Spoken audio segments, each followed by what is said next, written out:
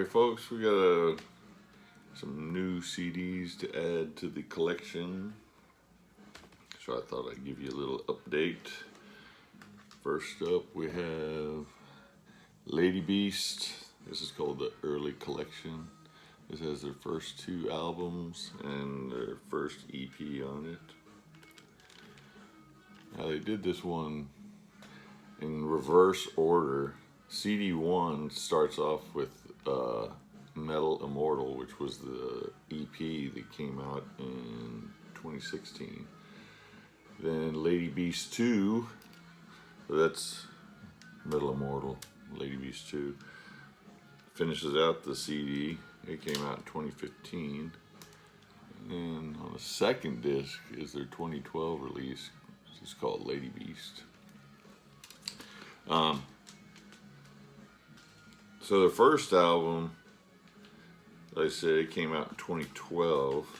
It's called the full-length album, but it barely clocks in.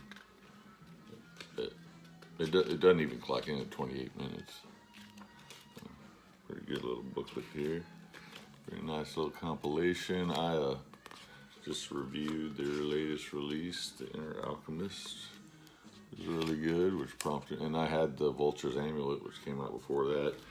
It prompted me to buy this one. So yeah, the first CD, well, first album, I said it barely didn't even hit 28 minutes. That was released on vinyl. The following year, they released a cassette and a CD version on Inferno Records, I believe. And the CD added a cover version of Ram It Down, so that pushed it over the album mark. And that one is on here. It's a pretty good version. They do another version on here, Metal Immortal. No, it's not Metal Immortal. Maybe it's not this album at all. Maybe I'm tripping. I thought there was a version of Kill the King on here too, but I'm not seeing it. Maybe I'm thinking of something else. But yeah, this is good. A little rawer sounds, a little not quite as developed sound. Still good. I prefer the later stuff, but you know, they're still in their infancy here. You know, bands long time ago, you know, it used to take them 7-8 years working together, toiling together, writing together, playing together before they got around to getting a record deal. Now bands can get a record deal, not get a record deal, just form and start putting out stuff on their own. But yeah, it's still really solid. I enjoy this band. Lady Beast, the Early Collection. Then I picked up some more Riot, Through the Storm. Another Mike Demio vocal performance. I'm still, oops, lost the hype sticker. Always forget I stash those in there.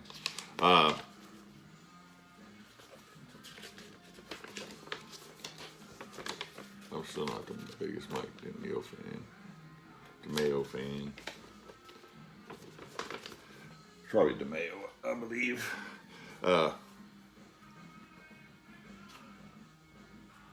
And maybe it's not him. Maybe it was just what they were going through at the time. But they just kind of sound like, I like it better than Inishmore, but it still sounds like Foreigner playing Riot, or Riot playing Foreigner. Heavier, obviously. More guitar than Foreigner, but the DeMeo albums would still be at the bottom of my Riot rankings. And we got some more U.S. power metal. Agent Steel, Unstoppable Force. I'm drawing a blank on what the guy's name was here. Let me look real quick. He was only with that band for the first. John Cyrus, I believe that's how you say his name. Yeah. Band in the back. This is actually a band I passed on back in the day.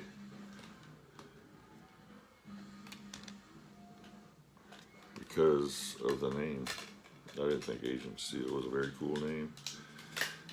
So, I passed on. It's a good U.S. power metal, bordering on speed metal.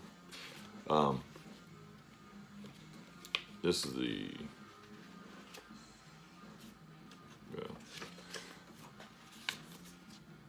second album, if I didn't say. Last one with Cyrus on the vocals. Good. Not. I wouldn't. It's not as. I still prefer Skeptic's Apocalypse, their debut. But I know that there's plenty of people that cite this one as their favorite. And then we got Chris Caffery. Your Heaven is Real.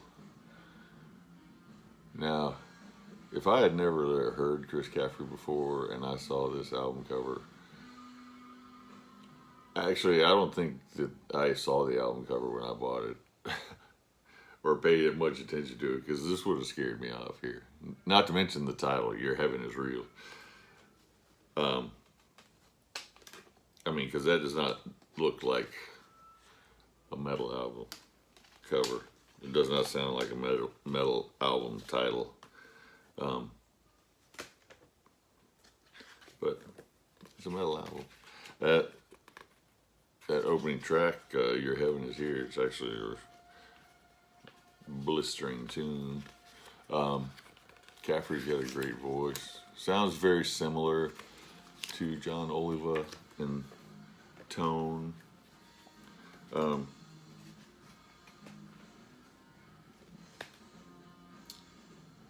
Obviously not as powerful a voice as Oliva, but still really good singer, really good guitar player, really heavy albums.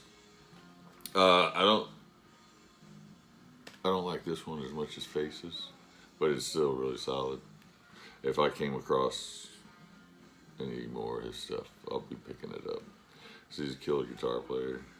I'm actually shocked by how heavy his solo stuff is. I had just heard that Faces album was good.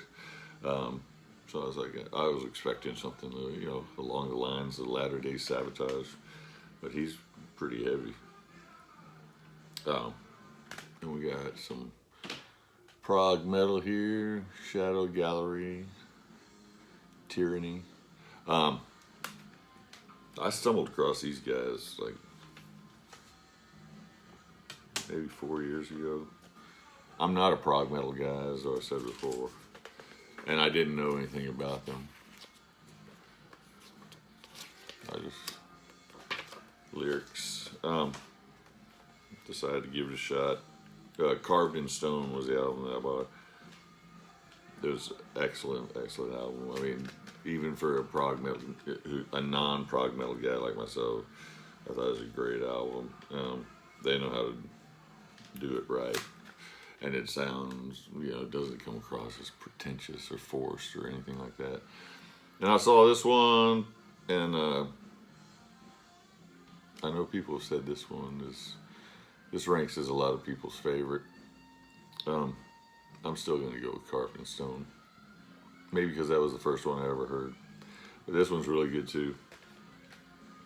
I'm not going to rush out and start buying a bunch of prog metal albums, but if I come across more Shadow Gallery, I'll definitely pick them up. They're definitely a good band. And then last, we got some pseudo southern rock in the vein of Raging Slab, Dynamite Monster Boogie Concert. Now, I knew about Raging Slab going all the way back to the late 80s. They actually got played on Z-Rock, and I was actually thinking about buying their album. Interesting picture there. A lot of interesting pictures in here. Oh, they got thumb through this booklet. So, yeah, I did seriously consider, I can't remember the name of the song that they played back then. And I think it was on their second album, which was a self-titled album. Because Don't Dog Me, I think that was the name of it. Because it says there was a video for that too. And I remember seeing the video too. Now, like I said, I liked the band when I heard them on Z-Rock. I contemplated, these photos are cracking me up. I contemplated purchasing the album. I saw the video. That made me question purchasing it because they're, I don't know. Let me say this, they weren't very cool looking.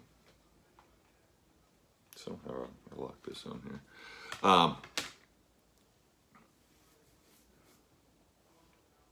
And then when I saw the album cover, it kind of looked forced to. Looked like Southern Rock cosplay. I knew that they were from New York. So I didn't buy it. Golly, how did I do this?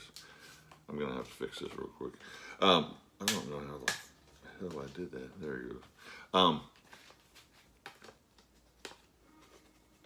So yeah, I'll pass on. I've mentioned before that there's, plenty of stupid reasons, you shallow reasons that you would pass on music back then because, money was tight. You didn't know anything about the band.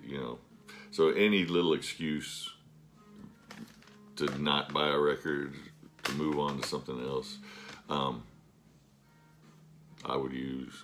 And that was it. And so here we are 35 years later. I finally get around to Raging Slab. And it's a good album. I'll definitely pick up more Raging Slab if I come across it. Another horrible album cover. But, man, the guy he's got a lot of, he's got a lot of Chris Robertson in his voice. He's got some Brother Kane in his voice, Cry Love in his voice, hints of Mike Ferris from Screaming Cheetah Wheelies in his voice. And the band, man, they pull it off. If you just listen to this band, you'd think that they were a Southern Rock band. So this is a quality album. I'll definitely be picking up more for Raging Slab. I just have to forgive myself for my indiscretions, youthful indiscretions when I passed upon these bands like Raging Slab and Agent Steel in the olden days for whatever reason. All right, so there's 6 more to add to the rock stock inventory. I know that was kind of rambling. You guys have a good one.